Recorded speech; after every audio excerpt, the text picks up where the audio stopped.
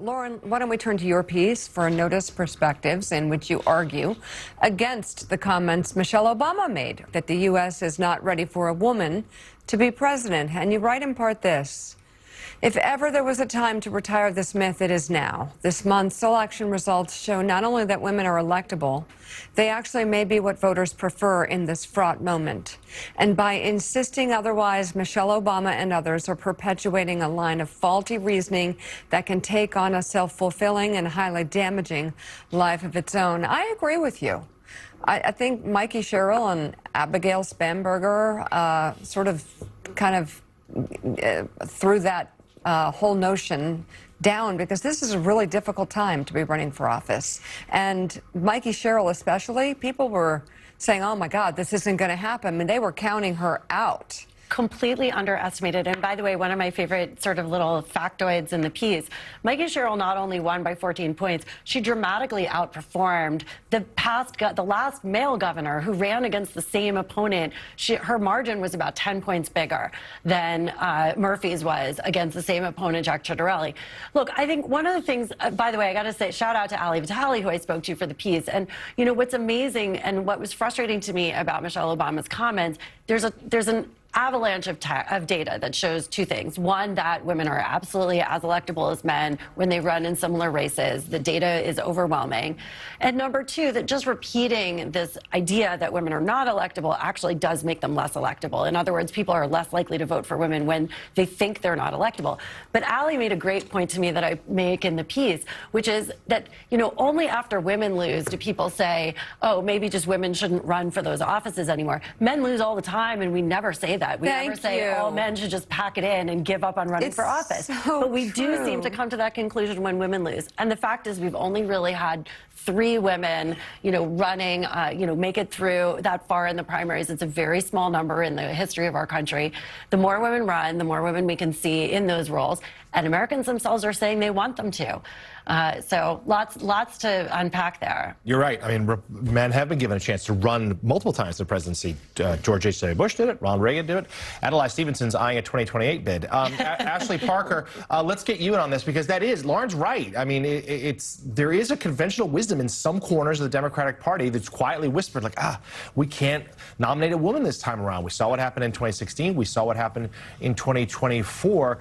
Talk to us about what you've heard about as the party wrestles that, because there's undeniable talent out there who could run in 2028, who are female elected officials, including some new governors.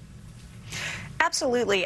I mean, one thing, as Lauren was talking, I was struck by is it's maybe not that women are less electable, but this is what I am hearing from Democratic officials and Democratic voters. I sometimes wonder if in this moment in the party, and again, this gets to what she wrote about this self-fulfilling prophecy, but that Democratic voters are less likely to feel like they can elect a woman at the very top of the ticket. So essentially to be the Democratic nominee, to go on to become president, because that is something I hear a lot.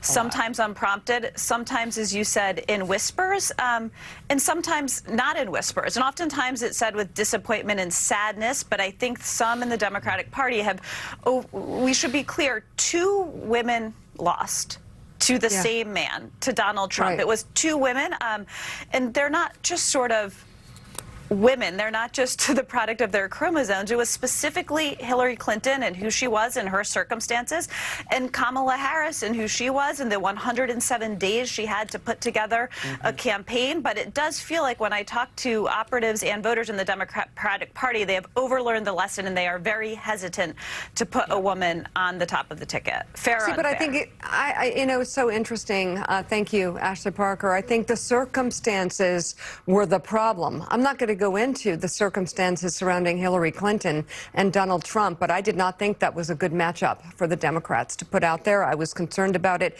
the minute they were laughing on Saturday Night Live, Hillary Clinton and her actress counterpart, I thought to myself, this is not going to go well for a number of reasons that are just not worth bringing up at this point. But Kamala Harris, her circumstances were horrendous. 107 days to try and pull this off. Let me tell you what she did do for women in that short amount of time was show that she could actually operate at her very best of her life under the microscope, whether it's the Brett Baier interview where everything that was put in her direction was unfair and quite frankly put her on her heels on so many levels, and she managed through beautifully her debate with Donald Trump. Crushed him. She crushed, let me say it again, unlike anybody else who ever debated Donald Trump, Kamala Harris crushed him. She humiliated him. She laid it all out as to what a disgrace, that was the word she used, he was as a candidate and as a former president. And she was incredible. And what she did in that short period of time was also really helpful to women, because even though she didn't bring it over the line, she couldn't win. She again showed what a candidate can do. She didn't have the time. It might not have been the right circumstances. We're looking for a candidate with the correct circumstances, background, and abilities. Well, Ashley's right, too. And, obviously I agree with you, Mika. I mean, I started writing the piece before Michelle Obama made those comments. And I was writing the piece because everywhere I go, I hear Democrats telling me, it's too risky to nominate a woman again. And obviously America's not ready. We can't do that. I mean, it's just an insane conclusion to draw. And what we saw, actually, the other point I try to make in the piece, aside from the fact that that's just so destructive and ridiculous and sexist and wrong, the other point I make is that actually I think part of what we're seeing from this last election, Americans are actually in some ways more drawn to women now. I mean, there's data that shows sort of this, if people want to backlash the antidote to Trump, in many cases that is women, that's women of color. And I think voters are really seeing that and thinking about it. Coming up on Morning